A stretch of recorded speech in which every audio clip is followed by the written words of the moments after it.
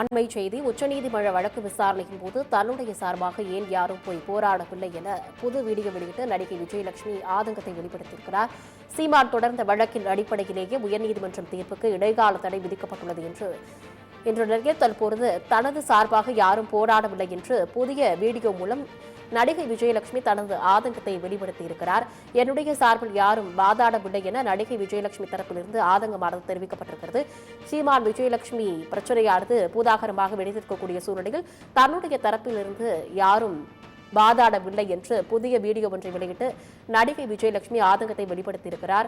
Settlement காசு பணத்தை நான் எதிர்பார்க்கவில்லை என்றும் தனது தரப்பிலிருந்து யாரும் வாதாடவில்லை என்றும் தற்பொழுது புதிய காணொலி ஒன்றை வெளியிட்டு நடிகை விஜயலட்சுமி தனது ஆதங்கத்தை பதிவு செய்திருக்கிறார். உச்சநீதிமன்ற வழக்கு விசாரணையின் போது தன்னுடைய சார்பாக ஏன் யாரும் போய் போராடவில்லை என்று தற்பொழுது நடிகை விஜயலட்சுமி புதிய காணொலி ஒன்றை வெளியிட்டு தற்பொழுது ஆதங்கத்தை வெளிப்படுத்தியிருக்கிறார். இது தொடர்பான காட்சிகளை பார்க்கலாம். நேற்று உச்ச நீதிமன்றத்தில் என்னாச்சு அப்படின்றது நான் மீடியாவுக்கு சொல்லணும்னு விருப்பப்பட்டேன். மீடியா வாயிலாக தமிழ்நாடு மக்களுக்கும் சொல்லணும் அப்படின்னு நான் விருப்பப்பட்டேன். நேற்று வந்திருக்கிற தீர்ப்பு பிரகாரம் செட்டில்மெண்ட் அப்படின்னு சொன்னோன்னே இதுக்குள்ளே எல்லாரும் எழுத அமைச்சிருவாங்க.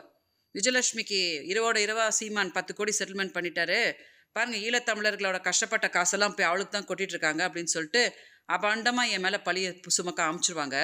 அதே மாதிரி உச்சநீதிமன்றத்தில் நேற்று சீமான் வழக்கு வரும்போது ஏன் சார்பாக யாராவது போய் பாருங்கள், இந்த பொண்ணு இந்த மாதிரி பாதிக்கப்பட்டிருக்குது, சும்மாலாம் அந்த பொண்ணு வழக்கு கொடுக்கல, மதுரை செல்வம்ன்றவங்களெல்லாம் வச்சு டார்ச்சர் பண்ணி பாவத்தை ரொம்ப துன்பப்படுத்தியிருக்காங்க, அது சாக போயிருக்குது, நேற்று வரைக்கும் அவளை அந்த பொண்ணை பாலியல் தொழிலாளின்லாம் சொல்கிறாங்க அப்படின்னு ஏன் சார்பாக யாராவது ஒருத்தர் போய் உச்சநீதிமன்றத்தில் சொல்லியிருந்துருக்கணுமா இல்லையா? சொல்லலை. கவனிச்சிங்களா?